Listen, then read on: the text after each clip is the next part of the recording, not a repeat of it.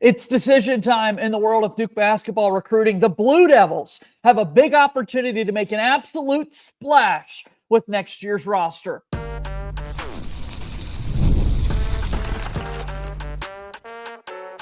You are Locked On Blue Devils, your daily podcast on the Duke Blue Devils. Part of the Locked On Podcast Network, your team every day.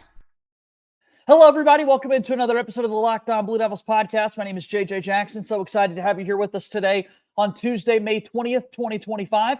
Locked On Blue Devils is your one-stop shop where we discuss everything going on inside the life of Duke athletics. And on today's show, we're going to be really focused in the world of Duke basketball recruiting as we're trending in the right direction for the Blue Devils to land international star Dame Sarr. Braydon Hawthorne will make his decision a little bit later tonight. Sebastian Wilkins to decide on Friday. So tons of things that we got to dive into with our good friend Kevin Connelly from Durham, who joins us on today's show. If you have not done so already, please be sure to follow and subscribe to Locked On Blue Devils for free. Wherever it is that you get your podcasts, leave us a 5-star rating and written review. Also, watch us each and every day on YouTube. Like this video, share it with your friends, and subscribe to our YouTube channel, as your support means so much to us here on the program, and we want to continue building out the best product for you when it comes to Duke basketball and Duke football coverage day to day. That's what we're here to do. Follow us on X at LO_Blue Devils, and I'm there as well at _JJ_Jackson_.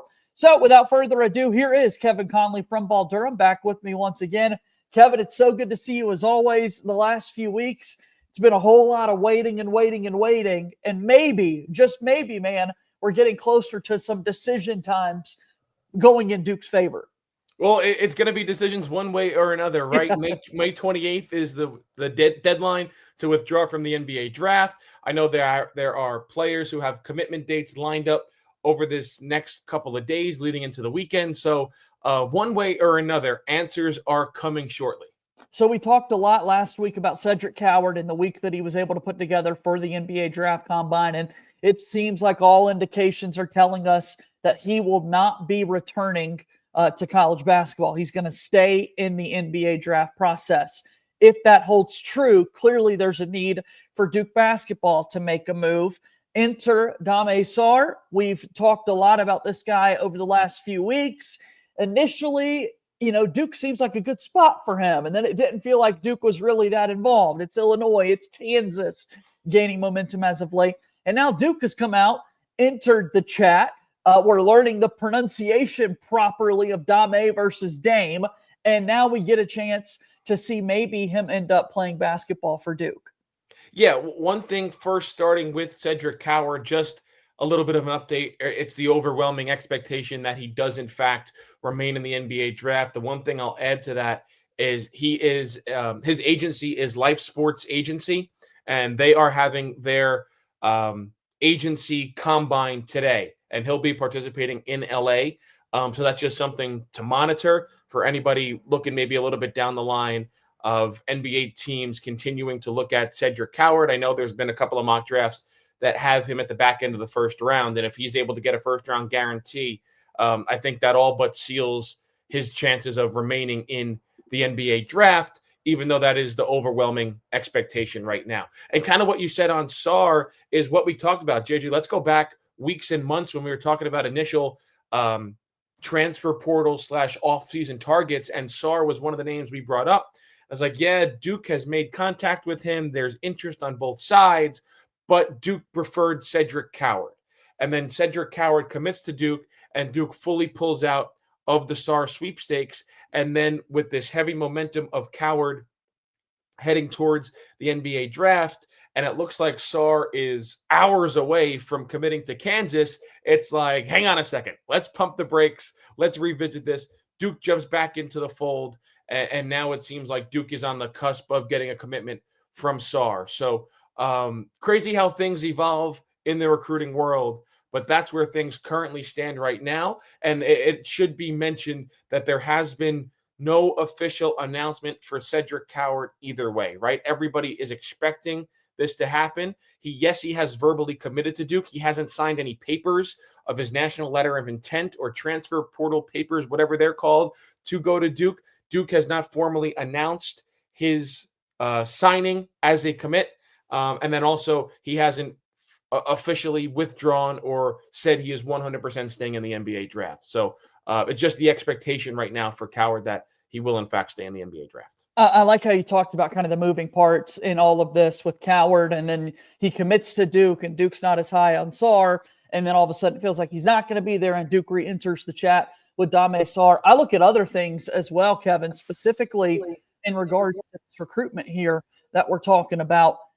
When you look at the class of 2025, Sarr right now in On3's rankings is one spot ahead of Shelton Henderson, someone who had decommitted from Duke's class already. So in a roundabout way, if Sarr does ultimately end up committing to Duke basketball, Kevin, we're right where we started in all of this. Yeah, it's kind of crazy. Now, to be fair, I think it's difficult judging some of these international prospects and seeing how they compare to college basketball like Sarr would be doing next year. Some people that I've read and that I respect that are much more proven scouts than I am, said that if he was in this NBA draft, there's a chance he could be a back-end first-round, early second-round type pick. And you think if you have the ability to add a player like that, you're going to do so no matter what, and that would be a great addition. Now, I have seen people not concerned, but questioning the fits. They think Cedric Coward fits like a glove, entering what Duke currently has on their rotation, and Sarr not as a more difficult fit, but it's not as maybe as smooth a transition for his natural game than what Duke would be looking for. But I think especially pending this massive defection from the anticipated roster, adding a player of Sarr's capability would be a major plus for Jon Scheyer and the rest of the coaching staff. Okay, so who in the world is Dame Sarr? Who are these other guys that we're looking for? It's decision day for Braydon Hawthorne. Sebastian Wilkins set to make his decision coming up on Friday. We'll talk about all of those things and so much more after we take our first break here on this episode today of Locked On Blue Devils. Locked On Blue Devils here today is brought to you by our friends over at FanDuel. FanDuel is America's #1 sports book, and with the NBA playoffs getting off into full swing, every night delivers highlight-worthy performances, major momentum shifts, can't-miss moments, and so much more. Whether it's a game-winning shot or a breakout player, there's never been a better time than right now to get in on the action. FanDuel makes it very easy to bet live in the game or before tip-off with player props, performance trends, same-game parlays, and so much more. Tonight, we have Game 1 of the Western Conference Finals between the Minnesota Timberwolves and the Oklahoma City Thunder. FanDuel right now has OKC favored by 6.5. Anthony Edwards, are we going to doubt him? Go get in on that action over at FanDuel. Are you new to FanDuel? Well, it's the perfect time to sign up. Head to FanDuel.com and place your first $5 bet. If it wins, you'll get $200 in bonus bets. Make every moment more with FanDuel, the official sports betting partner of the NBA. FanDuel is a proud sponsor as well of Locked On Blue Devils. All right, we keep moving forward here with Kevin Connelly from Durham on today's show, talking about this roster that Duke is trying to put together and Dame Sarr trending in the right direction. We've heard reports, Kevin, that yesterday he had an official visit to campus for Duke.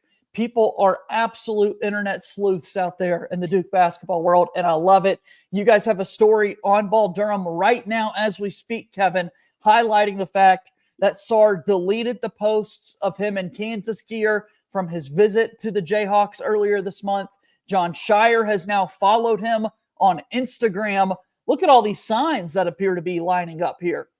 It seems like those are always the first indications of a potential commitment. Now, I'd be a little bit curious, when does Sarr announce, when does Coward announce he's officially staying in the NBA draft? Do they overlap? And there's a period of time where they could both potentially be Duke Blue Devils, or will one happen before the other happens and one triggers the announcement of the other? I think that's something to look forward to. But again, right now, all indications is take Coward off the projected Duke basketball roster and insert Sarr. So Sarr is from Italy. He played in the Nike Hoop Summit a little bit ago against the Boozers and some of the Jimenez was on the USA squad, for example. So a lot of these top recruits got to see Sarr play on the circuit. He's played this past season with FC Barcelona, their pro club. At the beginning of the year, he wasn't getting a whole lot of run. Towards the end of the season, over the last 6 games, he shot 58% from three-point range. Unbelievable shooting touch from the outside. You look at the clips, a little bit of an unorthodox release at times. I think you would want to see it sped up, and that's something he'll be able to work on as he goes to Durham and that sort of thing. And once he watches kind of Duke's offense flow and how quickly you get shots up from the outside, I don't know that we're going to see a 58% three-point shooter. But if you're playing there in the EuroLeague and Liga ACB for FC Barcelona and over a 6-game stretch, I don't care who you are. If you're shooting 58% from three-point range, that's worth mentioning. Oh, yeah, I kind of like what you said. I don't care what league you're playing in. I don't care where the three-point line is, as long as it's further back than the free throw line. If you're shooting 58% from three-point range over a period of time, you could play on my basketball team any day of the week. And I think the one thing, JJ, that you didn't mention, in his time with FC Barcelona, a teammate of his, Jabari Parker. How about that? So that's just another Duke connection that you could potentially make with Sarr. And obviously, I can't imagine Parker is involved at all in that recruitment. But the fact that he did play with Jabari Parker at FC Barcelona, and another ACC name that was on his FC Barcelona team, Justin Anderson, the former Virginia star, was also on that squad, a handful with a couple of other guys who made spot appearances in the NBA. But the one big name, at least relating to Duke, that was on his FC Barcelona team was Jabari Parker, who I think, given how that season ended for the Blue Devils, his freshman season isn't in the category like we talk about with some others of a Zion Williamson and now a Cooper Flagg, a Paolo Banchero, even a Marvin Bagley. Jabari Parker had one of the best freshman seasons of all time at Duke. Next Wednesday is June 4th. That is Dame Sarr's birthday, when he will turn 19 years old. He is 6 months older than Cooper Flagg. So Sarr, to your point, just barely was eligible to jump into the NBA draft process if he wanted to right now. But if you look at the calendar, next Wednesday he turns 19 and would be a freshman this upcoming season for Duke. We'll see if Duke can officially land this commitment, although all signs right now indicate that he's going to be playing basketball in Durham, and I think that is tremendous for Jon Scheyer and the squad. Also happening today, Kevin, a little bit later tonight, we've got a decision day has finally arrived for Braydon Hawthorne. Give us the latest here. I wouldn't expect much. Duke, I shouldn't say kind of. They pulled out of his recruitment. Yes, Duke is in his final 5 finalists or final 5 schools, but he's not coming to Duke. Kentucky is the big school that has been rumored since his decommitment from West Virginia, but certainly it will not be Duke.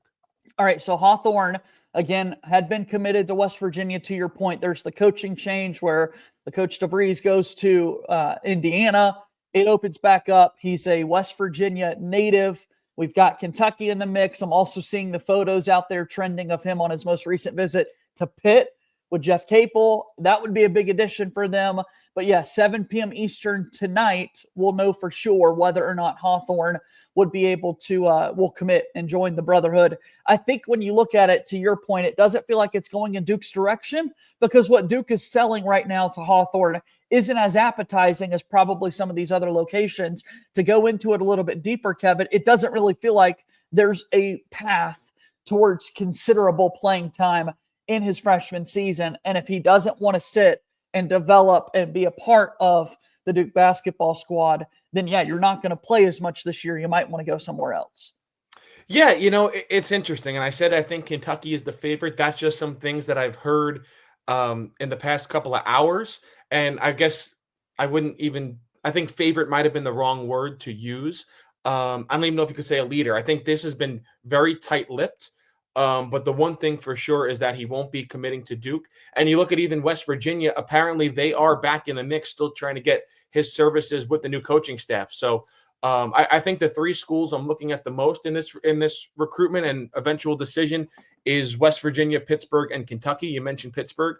Virginia Tech also in there, an ACC school. But again, Duke lurking in there. He visited a couple of weeks ago, but From everything I've heard, they've pulled out of the recruitment and they are not in consideration for Braydon Hawthorne. Because what's clear here is that Duke would like to have at least one more kind of practice level player that you can develop. And you look at someone like Darren Harris this past year, who, shout out to him once again for not jumping into the transfer portal, fighting for an opportunity going into his sophomore season now to get more playing time. That's the type of player Duke is looking for to build out the rest of their roster. If they swap Coward for Sarr, that's awesome, but there's still a need for people further down the bench. Well, yeah, and I think we're going to get into one of those potential players a little bit later in the show.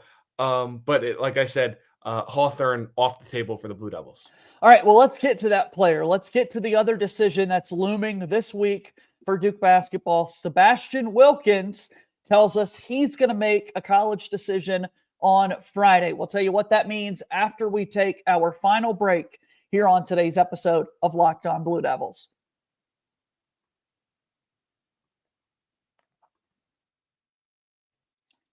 All right, thank you so much for making Locked On Blue Devils your first listen and your first watch each and every day. For your second listen, make sure that you go check out The Portal Show. Brian Smith has the latest rumors, portal entries, and signings for us on Locked On. Be the most informed fan on the rapid changes to the college football landscape. A whole lot of college football talk. We were able to dive into that on yesterday's show about Darian Minson and what he's going to bring to the Duke football team this upcoming season. Go ahead and find The Portal on YouTube or wherever it is that you listen to your podcast. Also take an opportunity to check out Locked On College Basketball with hosts Isaac Shade and Andy Patton as they give you the latest in the world of college hoops. And yes, there's a whole lot of Duke basketball talk that takes place on that very show. Go check it all out. And again, please make sure you subscribe to our show on YouTube here at Locked On Blue Devils. We're getting closer towards 4,000 YouTube subscribers and can't wait to celebrate that milestone with you. All right, here's Kevin Conley from Ball Durham with me on the program today. Sebastian Wilkins is going to make his decision on Friday in regards to where he's going to be playing basketball. Joe Tipton of On3 had that timeline update for Wilkins earlier in the week. And also worth noting, it's now been trimmed down to just a 2-horse race in this one. Duke and Maryland. Shout out to the old retro ACC rivalry there between Duke and Maryland. Yeah, JJ, it's certainly cool to see that. I think there's probably, I don't know if I want to call them a generation, but certainly a handful of Duke fans who probably aren't that familiar with Duke's fierce rivalry with Maryland in the ACC. And it really is too bad that not only have they not played since that final game in the ACC, but there's been no talks of even renewing a home-and-home series. And we know John Shire is now a fan of home-and-home series. So that's kind of been a shame. But to Sebastian Wilkins, this is very difficult to handicap. You want to say Duke is the favorite. At least I want to say that. They feel very good where they are with him. I'll tell you from other people that I've spoke with, Maryland also feels pretty good about where they stand with him. And I will say Wilkins is a reclass candidate. All likelihood is that he is will reclassify into the 2025 recruiting class and will be on campus wherever he picks for summer classes and summer workouts. First time we heard about Sebastian Wilkins and his name was a couple of weeks ago when we had that Shelton Henderson decommitment and going to Miami, and Duke was looking for players to add to their roster, and Sebastian Wilkins was one of the first names that came up. He got an offer from Duke. He visited, and then as you dig a little bit deeper, he is a reclass candidate, and he could join the roster. And you're like, okay, like things are starting to add up, and he's likely going to be on this team. And I've said that on this show a couple of times that I think Sebastian Wilkins is very likely to commit to Duke. But now with his announcement coming up, I will say things I've heard is that it is very tight between Duke and Maryland. And while Duke might be considered the favorite, do not count out the Terps in this recruitment. So things could really go down to the wire here between Duke and Maryland. And kind of what we talked about with Sarr and with Coward and with Hawthorne, things change very quickly in recruiting. So there's still a couple of days to go before Wilkins announces on Friday. And I'm curious to see if we get any more twists and turns from things I hear during this recruitment. Yeah, so tonight we've got Hawthorne making his decision at 7 p.m. Eastern, Friday, Sebastian Wilkins, 4 p.m. Eastern. He's set to make his decision between Duke and Maryland. And again, Duke's just looking for people to help build out this roster. If you reclass for Sebastian Wilkins, what better way to spend this season than at a program like Duke, getting reps in practice? There's going to be opportunity to play in games even, not a significant piece within the rotation likely, but still one of the guys that Duke wants to get experience on the court so that you could be a building block for the teams to come. To me, that sales pitch seems pretty obvious, but I've got Duke tinted glasses on when I look at this, Kevin. I just do feel like it's a very, very appetizing pitch that Duke's able to make to a player like Sebastian Wilkins. Yeah, and I think, listen, it comes down to a lot of things on the player side. And yes, Duke can offer a lot of things that maybe Maryland can't, but you look at Maryland and new head coach with Buzz Williams coming over from Texas A&M after Kevin Willard left for Villanova, and it's a new roster. It's a new team. Is there more playing time for him as a Terrapin than as a Blue Devil when you go through their starting five? And even if you want to include Sarr and you have some guys who've been in the program coming off the bench, I think Wilkins has to make a lot of those decisions on his own, regardless of what the offers might be in terms of NIL and other things that these programs have to offer. But I will say, at least right now, I think it's very tight. I would say Duke has a noselead in this 2-horse race, but like we saw, Maryland can make up ground pretty quickly.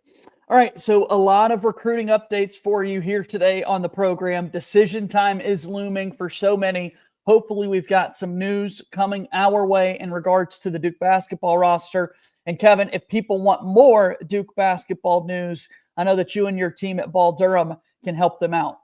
Yeah, absolutely. BallDurham.com. We got fresh content up there for you daily. Obviously, we're going into a big holiday weekend, but it's going to be a big time for Duke basketball recruiting and roster news. So we'll have that for you all throughout the next 7 or 8 days over at BallDurham.com and well into the offseason. So come give us a read every day. And I'm going to have you come back with me for tomorrow's show, Kevin. So we'll do another back-to-back. I'll talk to you then, okay? Can't wait, JJ. Thanks. All right, that's Kevin Connelly joining us here on today's episode of Locked On Blue Devils. Make sure you go check out Ball Durham and everything that those guys are doing over there. Subscribe to our YouTube channel here with Locked On Blue Devils. Subscribe to our podcast feed as well, leaving us a 5-star rating and written review. As always, go Duke. I'll talk to you tomorrow. My name is JJ Jackson. Thank you and good day.